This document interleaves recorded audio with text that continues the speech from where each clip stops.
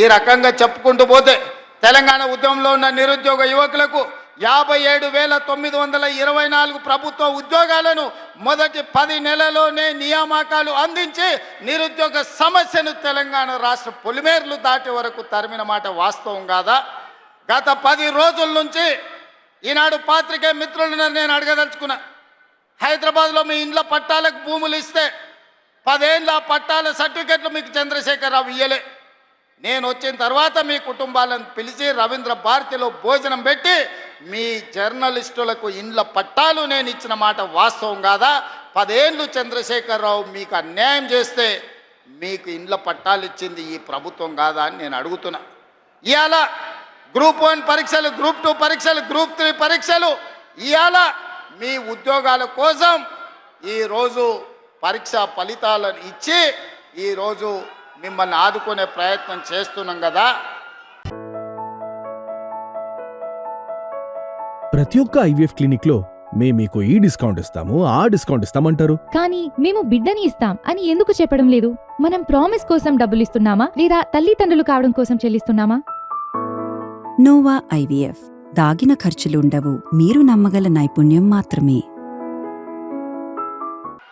అందుకే ఒక్క నిమిషం ఉండండి, చూసిన దించండి. అందుకే ఈరోజు మీ సమస్యలను పరిష్కరించడం కోసమే ఈరోజు ప్రజాపాలన ప్రగతి బాటల పేరు మీద మీ ముందుకొచ్చి మీ దగ్గర నిలబడి మాట్లాడుతున్నాం. ఈరోజు నిరుద్యోగ సమస్యనే కాదు, మీ విద్యకు సంబంధించి టీచర్ల ప్రమోషన్లు 11,000 మంది ఈరోజు టీచర్ల నియామకాలు చేపట్టి పేదలకు విద్యను అందుబాటులోకి తీసుకురావాలని ప్రభుత్వం చేస్తున్న ప్రయత్నం నిజం కాదా అని నేను మిమ్మల్ని అడుగుతున్నా. మిత్రులారా, ఈరోజు రైతుల గురించి కానీ, మహిళల గురించి కానీ, విద్యార్థుల గురించి కానీ, నిరుద్యోగ యువకుల గురించి కానీ, తెలంగాణ సమాజంలో ఉన్న సమస్యల్ని పరిష్కరించడానికి పాత్రికేయ మిత్రుల నుంచి మొదలు పెడితే డాక్టర్లు, లాయర్లు, ఇంజనీర్ల వరకు ప్రతి ఒక్కరి సమస్యని పరిష్కరించడానికి ఈరోజు రాష్ట్ర ప్రభుత్వం ప్రయత్నం చేస్తున్నది. అందుకే ఆనాడు ధనిక రాష్ట్రంగా చంద్రశేఖరరావు గారికి అప్పచెప్పినాం. ఈరోజు దివాలా తీసిన రాష్ట్రంగా మా చేతికి అప్పచెప్పిండు. అందుకే మిత్రులారా, ఈరోజు ఈ సమస్యలు పరిష్కరించడానికి ఉన్నది ఉన్నట్టు వాస్తవాలను మీకు వివరించే ప్రయత్నం చేస్తున్నా.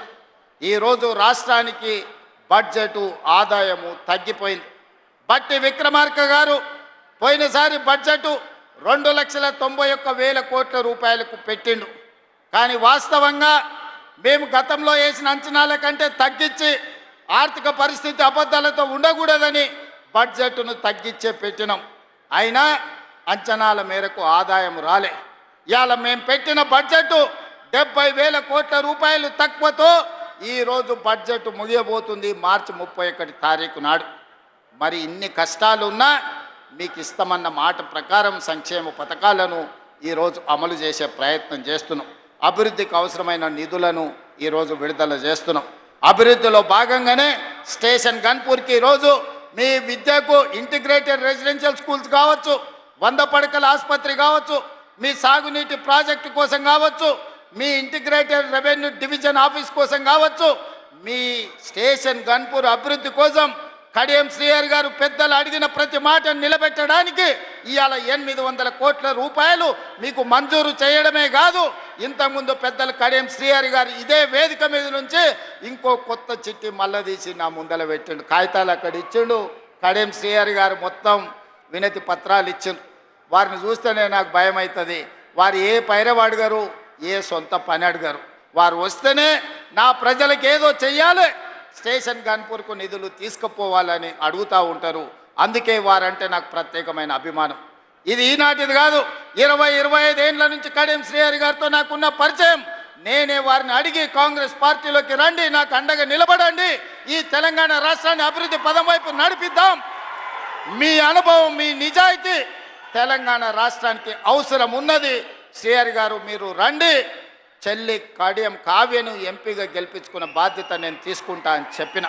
అందుకే ఇవాళ మీ ఆడబిడ్డను డాక్టర్ కావ్యను పార్లమెంటు సభ్యురాలుగా మీరు ఢిల్లీకి పంపిస్తే మీకు ఎయిర్పోర్ట్ తీసుకొచ్చింది, మీకు రైల్వే కోచ్ ఫ్యాక్టరీ తీసుకొచ్చింది, భవిష్యత్తులో కాజీపేట రైల్వే జంక్షన్ను తీసుకొచ్చే బాధ్యత మీ సోదరిమణి మీ ఆడబిడ్డ డాక్టర్ కావ్య తీసుకుంటుంది. వారికి రైల్వే డివిజన్ని తెచ్చే బాధ్యత మా ఆడబిడ్డ మీ ఆడబిడ్డ కావ్య తీసుకుంటుంది. అండగా నిలబడి భుజం తట్టి ప్రోత్సహించే బాధ్యత నాది, పెద్దలు కడియం శ్రీహర్ది గారిది అని చెప్పి నేను ఈ సందర్భంగా తెలియజేస్తున్నా.